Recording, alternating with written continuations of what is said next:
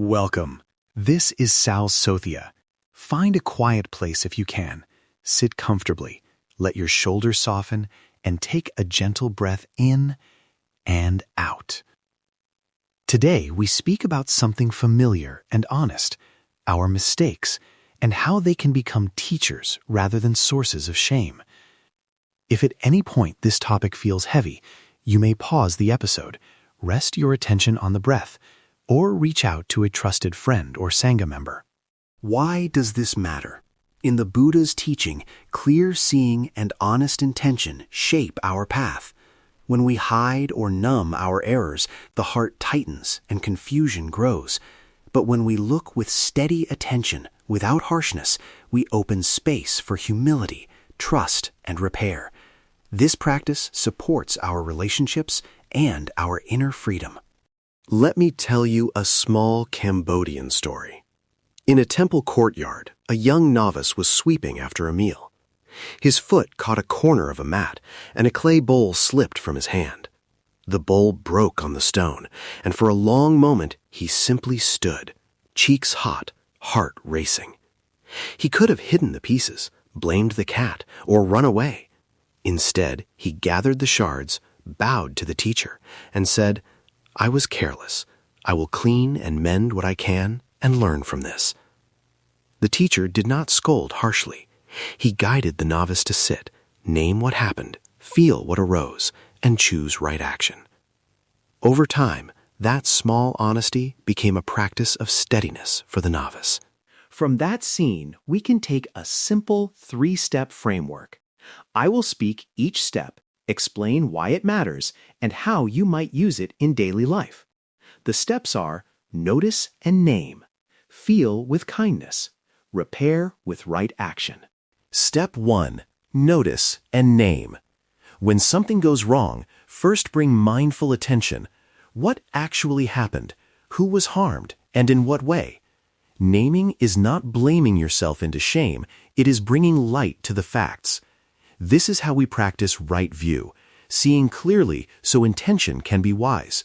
For example, you might say to yourself, "I interrupted my partner and dismissed their feeling." That simple naming ends confusion and begins honesty. Step 2. Fill with kindness.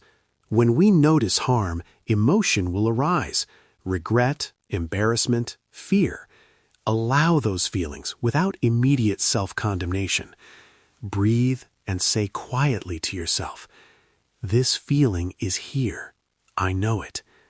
Compassion for oneself does not excuse wrongdoing. It gives the heart steadiness to act responsibly. If shame overwhelms, remember, shame tightens the mind and can lead to hiding. Gentle awareness opens the way to learning. Step 3. Repair with right action. Repair begins with intention and follows with suitable action. Sometimes repair is a sincere apology. Sometimes it is replacing what was broken. Sometimes it is listening and changing behavior. Right action is rooted in compassion and responsibility. Karma matters, and our choices shape the future. Repair does not erase consequence. It begins the work of trust building and learning. Before I offer simple language you can practice, a safety note. Do not use a direct apology when it puts you or others at risk. If saying, "I am sorry," would inflame abuse, endanger safety, or be co-opted to avoid accountability, seek support: a trusted Sangha elder, a mediator, or a professional. Written apologies, mediated conversations, or formal reparative steps may be safer and more appropriate in some situations. Now, 2 short, rehearsable scripts. Keep them sincere, brief, and open to listening. First, a family context. I want to be honest. Yesterday I spoke sharply and hurt you. That was wrong. I am sorry. I will listen now and make sure I don't speak that way again. Is there something you need from me to make this right? Second, a workplace context. I made an error on the report that affected the team. I am sorry for the extra work this caused. I will correct the mistake by today and will share what I learned so we can avoid this next time. If you have suggestions, I welcome them. In both scripts, the voice is accountable, specific, and oriented to repair, not to explain away. If you feel anxious preparing these words, practice them quietly first. Speak them to yourself. Notice the body. Where does the fear sit? Breathe into that place. Returning to the breath steadies the voice and the intention. Practice makes the apology less performative and more sincere. Let's do a short reflective practice together. Close your eyes if that is safe. Breathe in.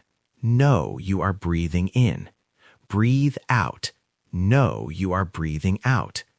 Bring to mind a recent mistake, not to judge, but to see. Notice the facts. What happened? Notice the feelings. Where do you feel them in the body? Ask yourself gently, what can I learn here? What small repair is possible? Stay with the answers that arise, even if they are small. When you are ready, bring your attention back to the breath and open your eyes. A few words about boundaries and safety. Sometimes apology is not the first step. If power dynamics, anger, or potential harm are present, it may be safer to seek support. A Sangha elder, a mediator, or a professional can help structure a safe and meaningful repair. Repair without safety can worsen harm. Remember, accountability may include consequence, and consequence can be part of healing. Troubleshooting common obstacles. Perfectionism often tells us we must be flawless. This leads to paralysis. When you notice that voice, ask, can I practice small, honest steps instead of waiting for perfection? Rumination or repeating blame keeps the wound active. Bring attention back to the breath. Name the fact and choose one next step. And when we moralize others quickly, pause. Compassionate curiosity helps us see context without excusing harm. Before we close, a small invitation. This week, choose one honest repairing action, maybe a brief apology, a correction, or a small restitution. Keep it realistic and kind. After you do it, notice how your heart feels. If this teaching brought you calm, share it with someone who might need steady words. And if you find these talks helpful, subscribe to Sal Sathya so you can walk the path with us step by step. May you be gentle with yourself as you learn. May you find the courage to speak honestly. May your actions be rooted in compassion and responsibility. Thank you for practicing here with me. Thank you for listening to Sal Sathya. May you be well. May you be peaceful. May you be free from suffering.